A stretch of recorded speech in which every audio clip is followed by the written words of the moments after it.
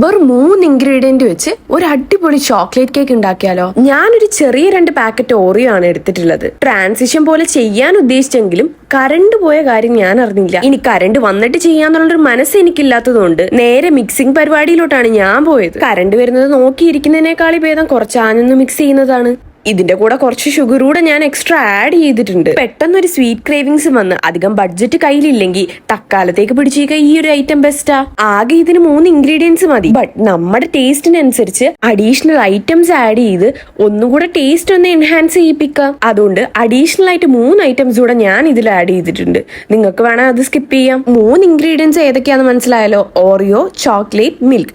ഈ 3 സാധനം ഉണ്ടെങ്കിൽ സിമ്പിൾ ആയിട്ട് ഉണ്ടാക്കാൻ പറ്റും. അഡീഷണൽ ആയിട്ട് എന്തെങ്കിലും ഐറ്റം ഉണ്ടെങ്കിൽ അത് നിങ്ങൾക്ക് ചേർക്കാവുന്നതാണ്. അങ്ങനെ എന്റെ കുറെ നേരത്തെ കാത്തിരിപ്പിന് ശേഷം കേക്ക് ഒക്കെ സെറ്റ് ആയിട്ടുണ്ട്. അതിന്റെ മുകളിൽ ഞാൻ കുറച്ച് ഡാർക്ക് ചോക്ലേറ്റ് കൂടെ ഇട്ട് കൊടുത്തായിരുന്നേ. പിന്നെ ഒരു സിറപ്പൂടെ ഞാൻ ഒഴിച്ചു കൊടുക്കുക. എന്റെ ചോക്ലേറ്റിന്റെ കുതി അടങ്ങാത്തത് കൊണ്ടാണ് ഞാൻ ഇത്രയും ആഡ് ചെയ്യുന്നത്. അത് കഴിഞ്ഞ് ഒരു ഡയറി മിൽക്ക് എടുത്ത് അത് ജസ്റ്റ് മിൽക്കിലൊന്ന് മെൽറ്റ് ചെയ്യിപ്പിച്ച് അതുകൂടെ ഒന്ന് ആഡ് ചെയ്യുന്ന ഒരു ഐസ്ക്രീമും കൂടെ ടോപ്പി വെച്ച് കൊടുത്തപ്പോൾ കാര്യം സെറ്റ് ആയിട്ടുണ്ട്. പക്ഷെ ഇത് തണുപ്പിച്ച് കഴിക്കുമ്പോഴാണ് കൂടുതൽ ടേസ്റ്റ് എന്ന് എനിക്ക് തോന്നിയത്. ഇപ്പൊ പിന്നെ തണുപ്പിച്ച് കഴിക്കാനൊരു ക്ഷമ ഇല്ലാത്തത് കൊണ്ട് ചൂടോടെ തന്നെ കഴിച്ചു.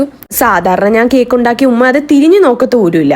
ഇന്ന് എന്തായാലും എന്റെ കൂടെ ഇരുന്ന് ഫുള്ള് കഴിച്ചു. എന്തായാലും പെട്ടെന്നുള്ള സ്വീറ്റ് ക്രേവിങ്സിന് ഒതുക്കാൻ പറ്റിയ ഐറ്റം ആണ്. അധികം സാധനങ്ങളും വേണം. അപ്പൊ എല്ലാരും ഒന്ന് ട്രൈ ചെയ്ത് നോക്ക്. അപ്പൊ ഇന്നത്തേക്ക് ഇത്രയുള്ളൂ. അപ്പൊ ശരിടാ, അടുത്തിരിക്കണം. ബൈ.